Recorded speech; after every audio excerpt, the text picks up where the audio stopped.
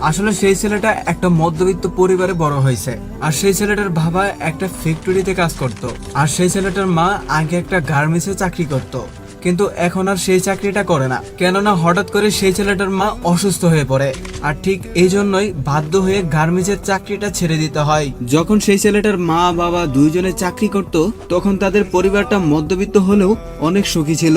আর সেই ছেলেটার নাম ছিল আনাম, আর অন্যদিকে আনাম স্টুডেন্ট হিসেবে অনেক ভালো ছিল, তাই তো বাবা মা অনেক কষ্ট করে তাকে লেখাপড়া করাইতো। বাবা মা এত কষ্টের পরও কখনো ছেলেকে কষ্ট দেয়নি। তো এভাবে তাদের পরিবারটা খুব ভালোভাবে চলতেছিল।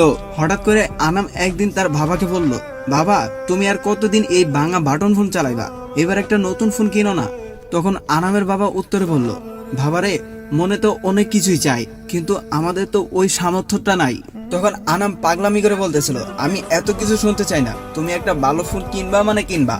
তো তারপর আনামের পাগলামি দেখে আনামের বাবা বলল, আচ্ছা ঠিক আছে বাপ, এবার থাম, এবার বেতন পেলে আগে আমি একটা ফোনই কিনবো। তো তারপর যেমন কথা তেমনই কাজ, আনামের বাবা বেতন পেয়ে একটা ফোন কিনে নিয়ে আসলো।